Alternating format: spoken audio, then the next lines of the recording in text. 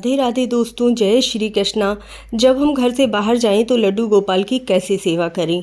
आजकल तो पति पत्नी दोनों ही जॉब कर रहे होते हैं और बच्चे भी स्कूल चले जाते हैं। ऐसे में लड्डू गोपाल घर में अकेले ही रह जाते हैं। तो क्या हमें ऑफिस में लड्डू गोपाल को साथ लेकर जाना चाहिए? किस प्रकार से सेवा करनी चाहिए? लोगों के मन में इतना भय आ गया है, इसी वजह से वे लड्डू गोपाल की सेवा भी नहीं कर पाते। प्रभु हमारे घर में दो रूप में रहते हैं, एक बाल रूप में और एक बड़े रूप में। तो बड़े रूप में ज़्यादा सेवा नहीं होती है, लेकिन बाल रूप में आपको उसी तरह से सेवा करनी होती है जैसे एक बच्चे की सेवा की जाती है। बहुत सारे लोगों के मन में बहुत सारे संशय हैं, बहुत सारे विचार हैं और इसी वजह से वह लड्डू गोपाल की सेवा भी नहीं कर पाते हैं। कभी कभी तो हमें घर से बाहर 7-8 दिन के लिए भी जाना पड़ सकता है। तो ऐसे में लड्डू गोपाल की सेवा कैसे होनी चाहिए? साथ ले जाना भी संभव नहीं हो पा रहा है।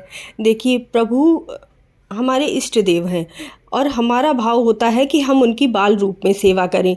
तो भगवान हर भक्त की प्रसन्नता के लिए उनके घर में निवास करते हैं। जैसी भी आप सेवा करना चाहेंगे, प्रभु आपकी सेवा उसी रूप में स्वीकार करते हैं। आपके यहाँ कोई मेहमान आ जाए तो अगर आप उसे चाय पानी नहीं देते हैं तो वो नाराज़ होकर चला जाएगा। लेकिन लड्डू गोपाल को अगर आपने भोग नहीं लगाया तो क्या वो नाराज़ हो जाएंगे? अरे, भक्त का भाव ही इतना सुंदर होता है कि प्रभु आपसे कभी नाराज़ हो ही नहीं सकते।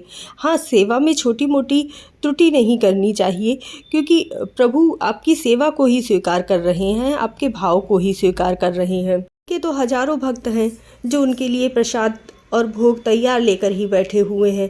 तो आपके अकेले भोग ना लगाने से वह भूखे नहीं रह जाएंगे। समस्या तो शायद काफ़ी लोगों के साथ आती होगी कि लड्डू गोपाल को वो साथ नहीं ले जा पा रहे हैं। आपके आसपास भी कोई पड़ोसी ऐसा नहीं है कि आप उन्हें सौंप सके और या फिर मंदिर में छोड़कर आएँ, तो ये भी संभव नहीं होता है। तो किस तरह से लड्डू गोपाल की सेवा करें? तो गुरुजी महाराज कहते हैं कि आप लड्डू गोपाल के पास में ये चीज़ें ज़रूर रखिए जिससे कि उनकी सेवा आपके जाने के बाद भी होती रहे। एक गाय ज़रूर लाकर रखिए।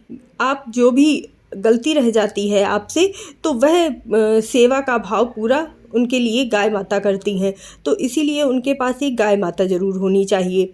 तुलसी का पौधा एक रख दीजिए। अब तुलसी का पौधा तो 7-8 दिन में सूख जाएगा, तो आप क्या कीजिए, एक छोटा सा ही सही लेकिन चांदी का तुलसी का पौधा बनवा लीजिए, जो उनके पास हमेशा रहना चाहिए। एक छोटा सा टिफ़िन उनके पास ज़रूर रखा होना चाहिए जिसमें उनके ड्राई फ्रूट्स वगैरह रख दीजिए। वह उसी भाव से सेवन करेंगे जैसे आप उन्हें खिलाते हैं। जहाँ भी हो आप अपने मन से अगर बोलते हैं कि प्रभु जो भी हम आपके पास रख कर आए हैं आप उसे स्वीकार कर लीजिए, तो वहाँ से भी आप मन भाव से अपना जो प्रसाद है वो उन्हें स्वीकार करवा सकते हैं, क्योंकि भगवान तो हर जगह विराजमान है। आपका मन का भाव जहाँ भी जाएगा, प्रभु उसी तरह से आपका भोग स्वीकार कर लेंगे। यदि आपको लगता है कि आपसे इतना भी नहीं हो पाएगा, तो जब आप घर से निकलते हैं तो लड्डू गोपाल से बोल कर जाइए कि लड्डू गोपाल, आप थोड़े दिन के लिए यशोदा माता के पास घूम कर आइए। जब मैं वापस आऊँगी तब मैं आपको वापस बुला लूँगी। तो लड्डू गोपाल आपकी सेवा को वापस उसी तरह से स्वीकार कर लेंगे जैसे पहले स्वीकार करते थे। बस लड्डू गोपाल यशोदा माता के पास चले जाएंगे और आपकी सेवा भी स्वीकार करते रहेंगे। तो इस तरह से कुछ बातें हैं जो आप जब घर से बाहर जाते हैं तब भी लड्डू गोपाल की सेवा कर सकते हैं। इसीलिए आप भी अपने घर में लड्डू गोपाल ज़रूर ले आइए, बिना किसी संशय के, बिना किसी अड़चन के, क्योंकि बिना लड्डू गोपाल की सेवा किए सनातन धर्म में, हिंदू धर्म में आपकी पूजा, आपकी सेवा पूरी नहीं मानी जाती है।